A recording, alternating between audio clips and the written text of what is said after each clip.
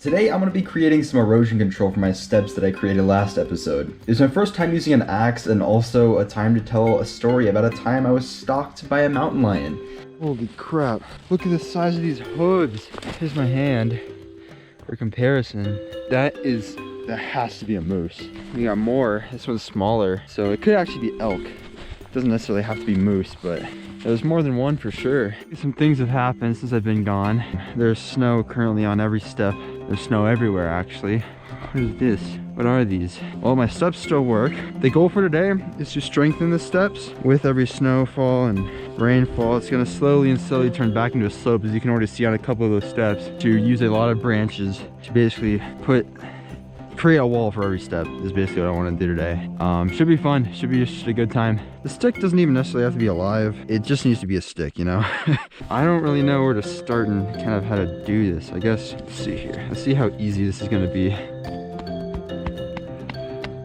Shoving it in, maybe? Let's go branch chopping. This branch alone is gonna do wonders. It doesn't even feel rooted.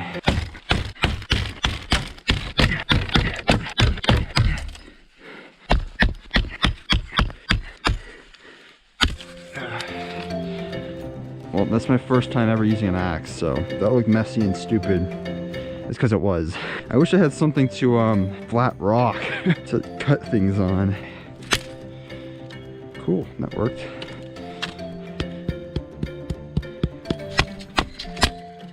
I am not a survivalist by any means, but how do you become a survivalist if you never go out and try to learn, you know? All right, cool, that one went in nice and smoothly. That was pretty satisfying. Okay, there we go. This axe honestly kind of sucks, I can't even lie. I mean, you get what you pay for. I think I paid like 20 bucks for this thing. Okay. To be quite honest with you, I think it's gonna hold up. Haters might hate. This is a pretty thick piece. I could use this for something. Ouch. There we go. Whew. And that will be the final piece for that step. 1 out of 7 steps complete. That didn't take too long.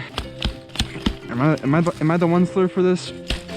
I'm not commercially farming this. I'm just subsistence farming this. It's a beautiful branch, by the way. Okay, this should get me, that's 1 steak, 2, be a 3rd, 4th, and 5th and 6th, okay. Give me at least 6. Probably just snap these. This is like a very bendy branch. There's a lot of water in this branch. This is actually a good time to teach myself and I guess anyone watching a cool lesson. So if I ever get to cutting branches off of big trees like this, which I don't know if I'll ever do, maybe it'll get to that point, I don't know. What you want to do is, let's say this is the tree from this point on. Sorry, no, we'll make the tree like right here. Take this as like 1 foot. So 1 foot, you want to create what you call an undercut. Now this undercut is essential because it will prevent the stripping from this point down. So like if I didn't do that, I just like cut it right here, then it fell off, the I guess tissue on the outside would tear down. It could tear into the tree bed and that could really injure it. So you want to make it undercut there. Then where you actually want to cut, you do it over, and then yeah, obviously for a branch like this, I don't really got to worry about that. But see what I mean? See how it tore? But it stopped right there because I made that undercut. On a much heavier branch, the whole branch would break off and fall, but because it's so light, it makes for better and more precise cuts, and it keeps the tree safe. Okay, got a couple steaks. Let's hammer them in.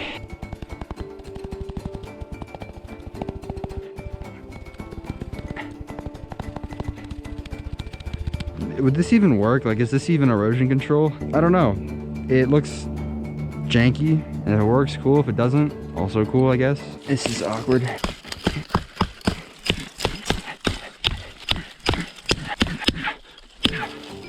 All right, this branch should definitely cover a whole nother step. All right, I've got another story time. So whenever I go on a camping trip, I almost always try to document it. This trip I did document, but I never edited it and posted it because, well, at the time, I wasn't really doing YouTube. This was probably the beginning summer of 2021. I went up to a place called Texas Hill Country State Natural Area. It's like, I think it's the most acreage of any recreational area in Texas, I believe.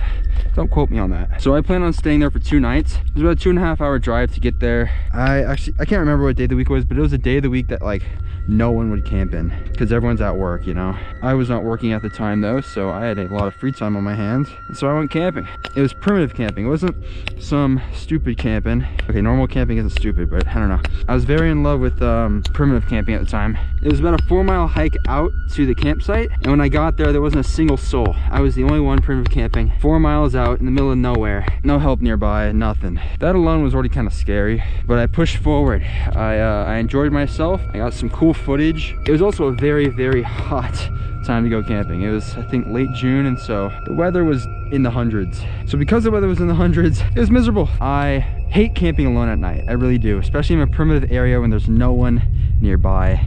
Any little noise freaks me out. Oh, look at that. That was just sitting there. I'm really dragging along the story. I go to bed, okay, or I try to go to bed. I set up tent and I get into my bed probably around 7 o'clock. It's not even dark, but my philosophy was if I go to bed early before it gets dark, hopefully I won't wake up to any noises and I'll get a good night rest. Of course that doesn't want to happen. It's freaking 100 degrees. You cannot sleep in 100-degree weather. I'm in my underwear in this tent, sweating bullets. I felt so disgusting. I am not gonna let this branch defeat me. And eventually the sun goes down and I'm forced to deal with the wrath of nocturnal animals. Now, from my previous camping experiences, I was worried about armadillos and raccoons making a ton of noise because those things are small but make so much noise and they're very loud. But I heard none of that the whole night. I kept hearing a lizard that would come out of this little hole and scramble around, which was surprisingly loud, and go back in his hole, but it was literally right next to my ear. And like every primitive camping night, I do not get any sleep. I keep hearing what sounds like cows up on the side of a hill, which made no sense because there was no private land near me. If there were cows up there, I just smacked myself with a branch. They were on a pretty steep hillside that would have been very unnatural for a cow to do. So it was just really weird hearing, because it wasn't really a full-on moo. It was like a grunt moo.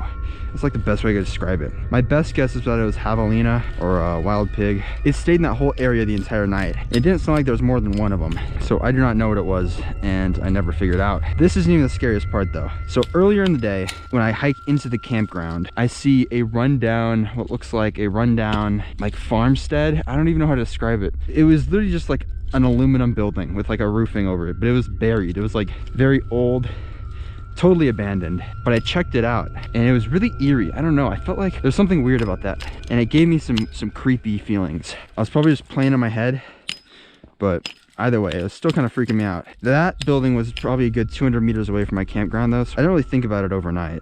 Probably 5 a.m. and the sun is not out. Maybe 5:30, but you can see like the light in the sky of what the sun will be, but the ground is still a complete silhouette. It's completely pitch black on the ground. So I'm just sitting there listening to all the natural noises around me, when all of a sudden I start hearing heavy footsteps to the left of me. Now keep in mind, I'm in a single person, or I guess it's technically double person.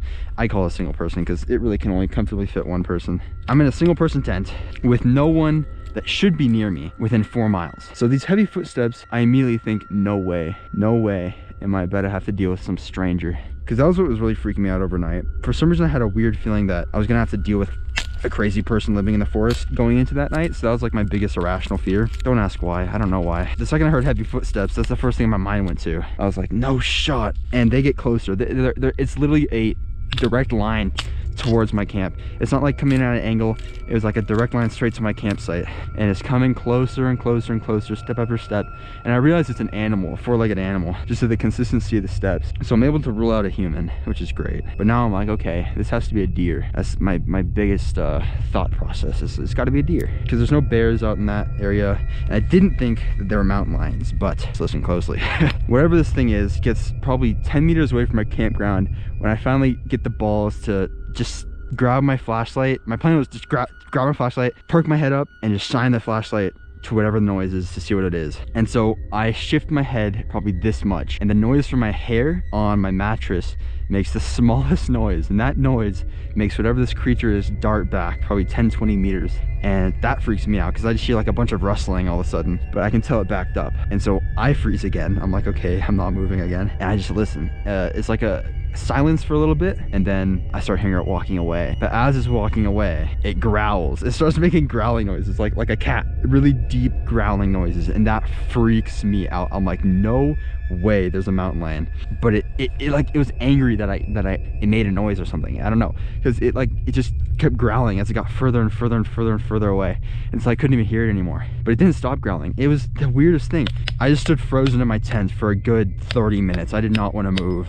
Finally, once the sun was more out, I was comfortable getting out and looking around. I tried to look for footprints and everything, but the ground's so dusty, it's hard to make out of anything. I never saw any hoof prints, never saw any paw prints, nothing. But yeah, it's safe to say I did not stay the second night. And when I got home, I looked up the noise of a mountain lion, and it was pretty darn identical. So when I kind of confirmed it in my head that, like, wow.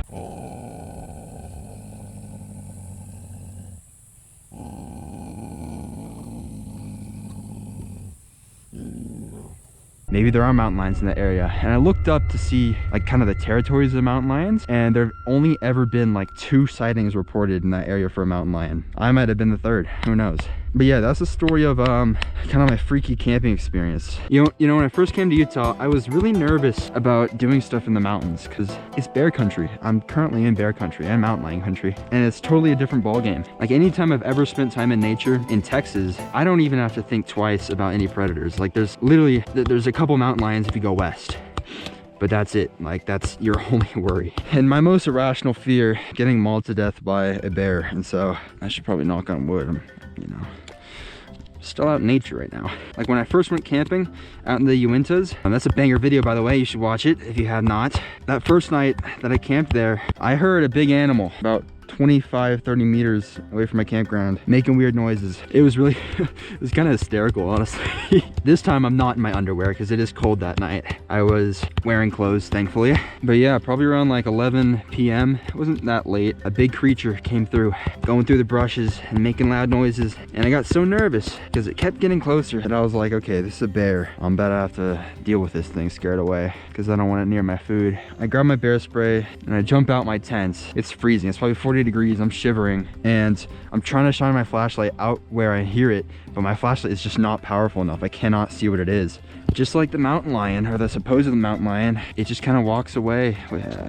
It only ever grunted twice. I don't know the noise that moose can make. I know they can make a lot of different noises. It didn't really sound like a bear. I do think it was either a moose or just a big deer. All right, another step done. It was really nice to find a big, nice branch just chilling on the ground. Gets the job done. I'm really happy that these steps actually work. Like, look, I just used those steps.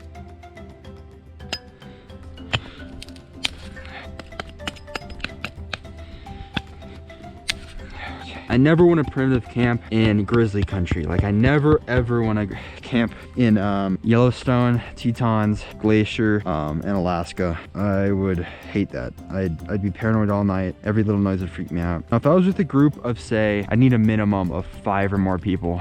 Actually, no, 4.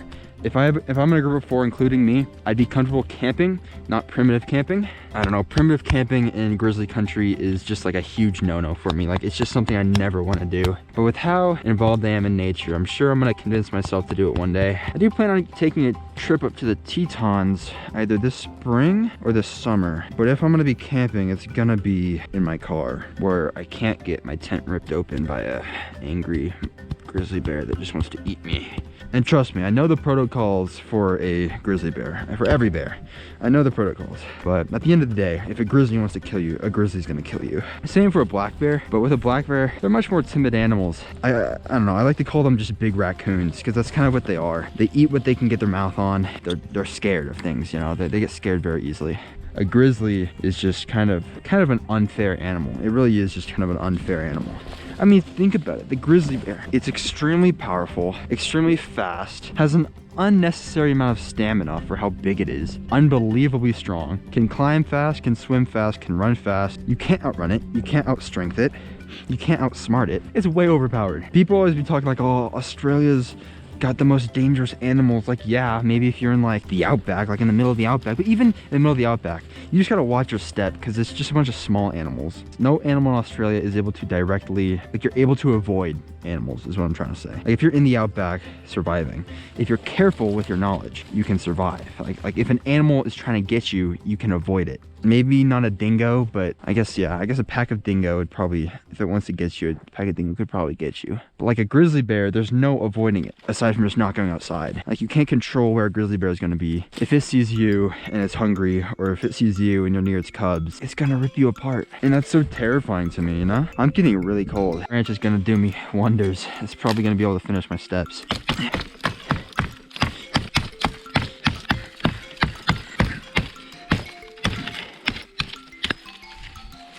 Oh, this is a huge branch. Oh my gosh. Oh. All right.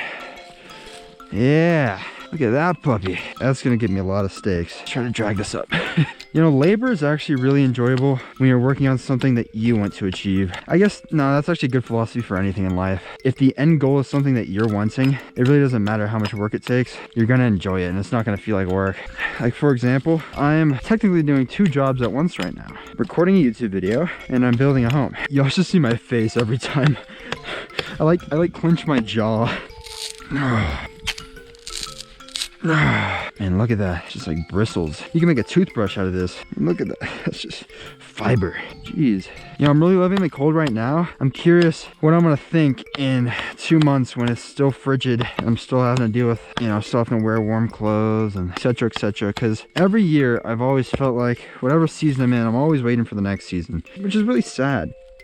Because then I don't actually get to enjoy the current season I'm in. That's just a stupid mentality. I don't know, with the cold comes snow here. And with snow, you can do a lot of fun things. I do plan on snowboarding or skiing, whichever one I feel like doing. At least, I want to do it at least 2 times. At least 2 times this winter. And I think that's pretty feasible.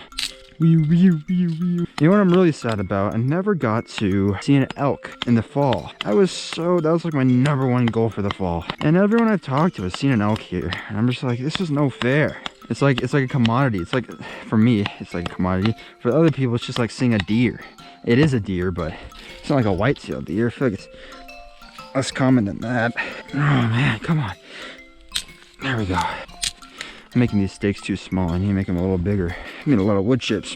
Isn't it crazy that people in the past used to, like, were forced to do stuff like this, you know? Create their homes, and they were forced to fight for their food. Like, I'm talking way back. That's an interesting lifestyle. You're not surviving to live, you're living to survive. And it's just kind of a whole different game. Oh, you're happy when you get food. That's like the only thing that used to matter. Food kept you alive.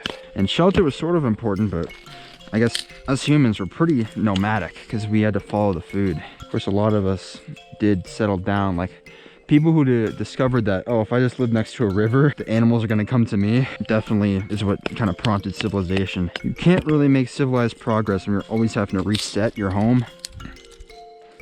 That's funny. That's my bell. Dinner time. Okay, I'm gonna hopefully be able to finish these last 2 steps. Those 2 steps don't count because I'm planning to actually head up there. I was gonna do right here, but at the end of my video, when I was up there grabbing my backpack, I looked over, and as you can see, it's like completely leveled out back there. And I'm like, oh, that's literally perfect up there. And it's totally hidden by that massive log. It's very satisfying hitting these stakes into the stairs. This could all be for nothing. Like, these stakes might be completely useless, but only time is gonna tell. All right. Oh, crud. I didn't even do this bottom step. I'll just use what I have left. I mean, it's a pretty well put out step. Pretty good step right there. This is my first step, and you can definitely tell I kind of got better at hammering. These are just kind of sticking out, but they're in there. You know what? I'm actually very happy with this. So I know it's a pretty crappy knife. It's already got chipped away. Well, you get what you pay for.